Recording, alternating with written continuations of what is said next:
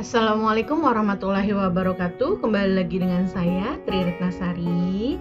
Untuk pembahasan materi kali ini, kita akan membahas mengenai perancangan program untuk masalah bisnis. Kita langsung saja, pembahasan yang akan nanti dijelaskan yaitu mengenai teknik perancangan file atau database, kemudian parameter file, teknik perancangan program, serta parameter program. Lanjut kita yang pertama yaitu mengenai teknik perancangan file atau database. Nah, untuk teknik perancangan file di sini kita lakukan dengan dua langkah. Yang pertama yaitu menentukan dahulu kebutuhan file. Bagaimana caranya? Untuk menentukan kebutuhan file, kita buat dulu diagram. Untuk bentuk diagram itu bisa menggunakan normalisasi atau bisa menggunakan IRD-LRS. Nah, di sini contoh untuk normalisasinya ya seperti ini. Atau IRD-LRS. Nah, seperti ini. Nah, dari sini nanti akan terlihat tabelnya itu apa saja. Kemudian, langkah berikutnya setelah menentukan kebutuhan file, kita menentukan parameter filenya, yaitu dengan cara memberikan spesifikasi file. Nah, untuk memberikan spesifikasi file, kita harus memiliki beberapa parameter.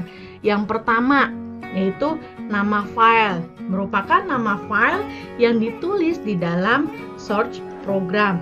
Lalu akronim file. Nah, pada saat membuat file atau tabel yang disimpan ke dalam database itu ditulis beserta extension dari filenya. Lalu kode file. Sama juga di sini nama file, cuma bedanya ini yang digambarkan di dalam bentuk diagram. Lalu tipe file. Nah, tipe file sendiri itu ada bermacam-macam ya. Ada file master, transaksi, laporan, history, backup, kerja, dan library. Apa sih perbedaannya dari beberapa file tersebut? Di sini saya jelaskan. Kalau file master itu file yang berisi record yang tidak berubah atau jarang sekali berubah. Contohnya, berkas data pelanggan yang isinya data rekening bank, nama, serta alamat.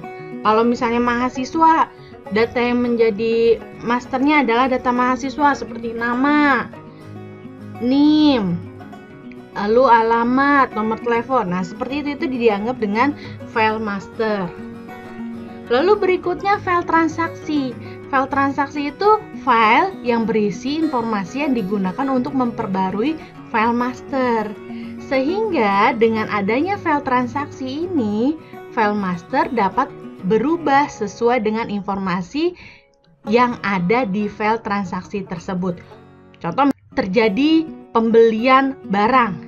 Nah, pada saat adanya transaksi pembelian barang itu, kan kita data. Nah, itu masuk ke dalam file transaksi. Nah, pengaruhnya apa? Mempengaruhi data stok barang. Data stok barangnya apakah nanti berkurang atau bertambah. Nah, di situ itu yang dimaksud dengan file transaksi. Lanjut, file laporan. Berisi data yang dibuat untuk laporan atau keperluan user. File ini hanya bisa dicetak pada kertas printer atau hanya ditampilkan di layar monitor. Berikutnya, file history.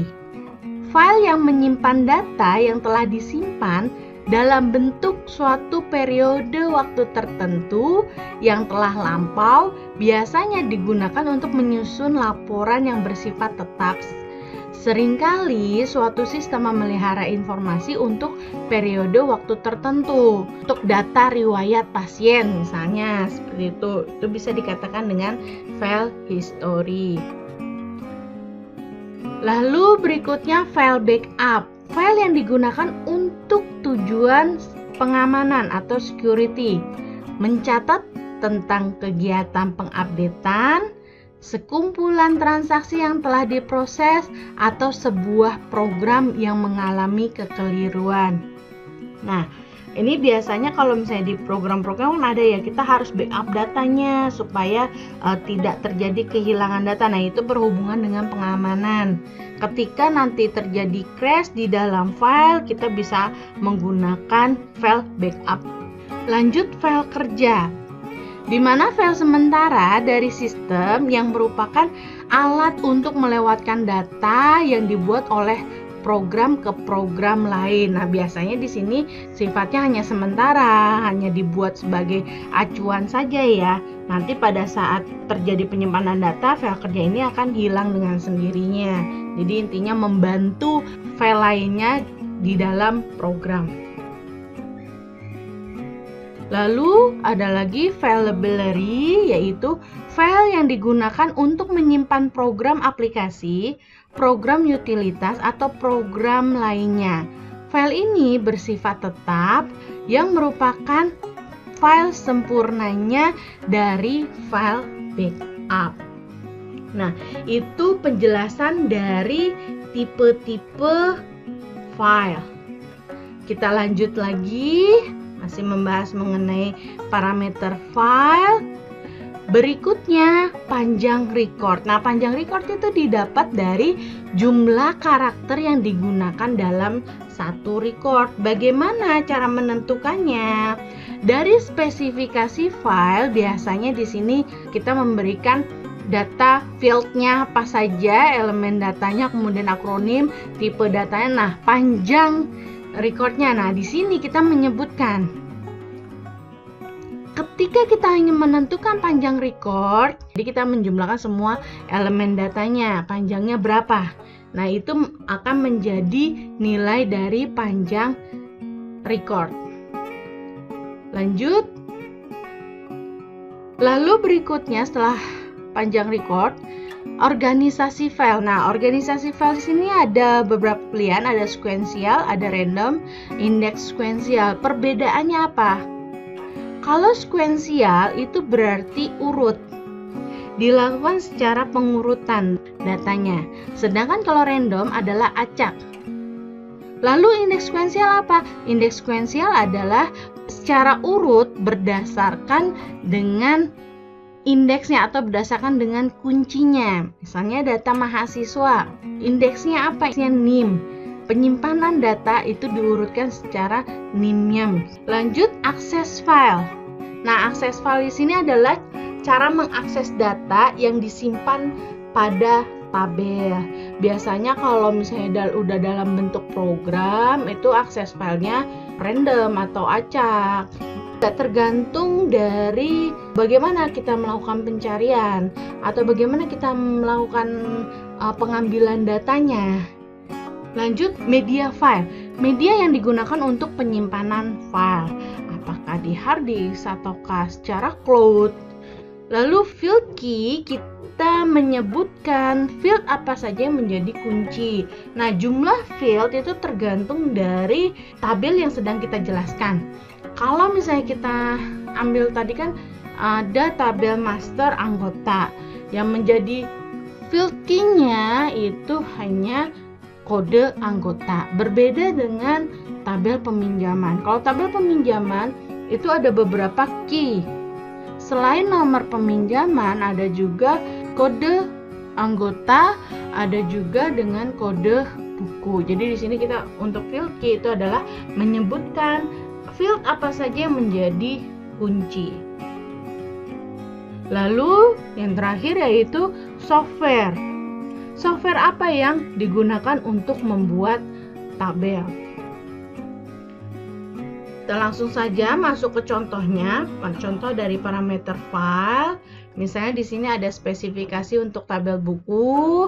Kita sebutkan nama filenya yaitu tabel buku. Lalu akronim filenya yang tadi ya, yang disimpan di dalam database, yang di dalam tabel itu kita buatnya namanya apa?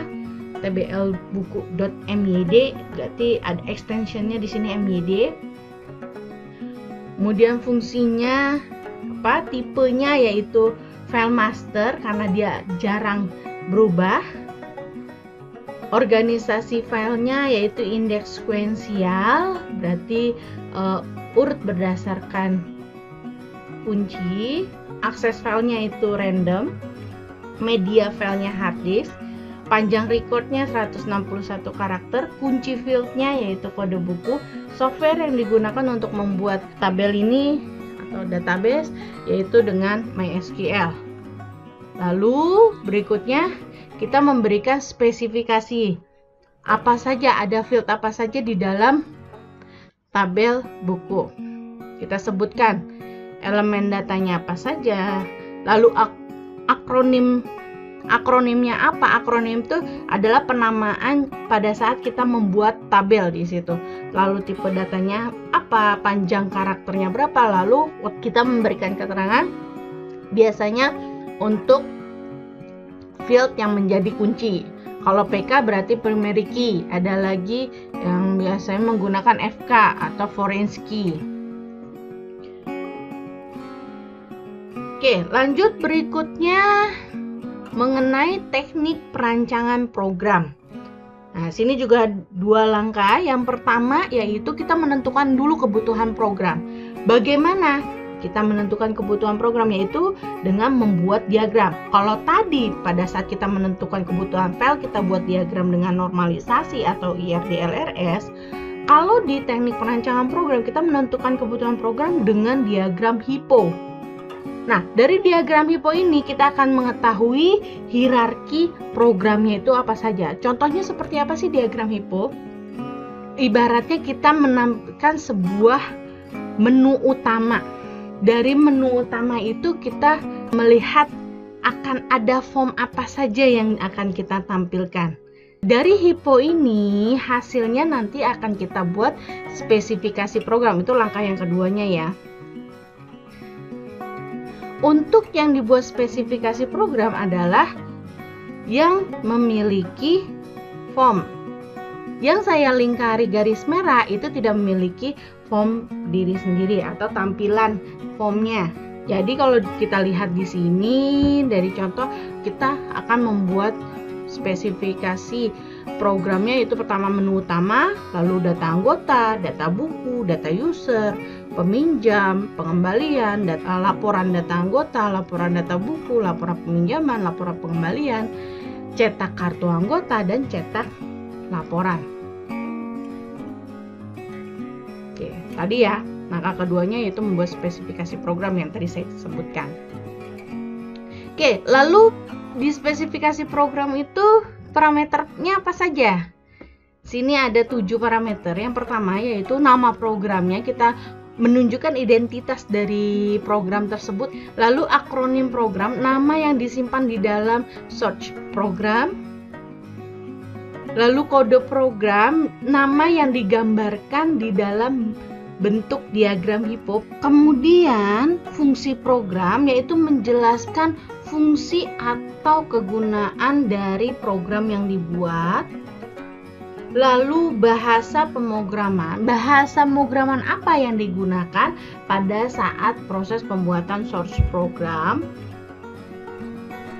Lalu program flowchart, jadi menggambarkan logika atau proses alurnya jalannya program dalam bentuk flowchart. Nah, untuk flowchart sendiri di sini dari semester sebelumnya juga sudah pernah dijelaskan bagaimana cara membuat flowchart sesuai dengan simbol-simbol yang harus digunakan.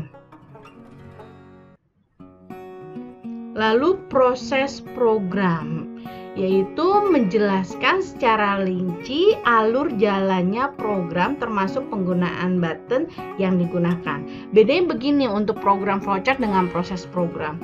Program flowchart itu menjelaskan dengan bentuk simbol-simbol di flowchart. Sedangkan proses program itu menjelaskan dengan kalimat. Untuk contoh dari parameter program seperti ini. Nama program misalnya peminjam. Nah, akronimnya, nah sini nama formnya ya, peminjam.bp.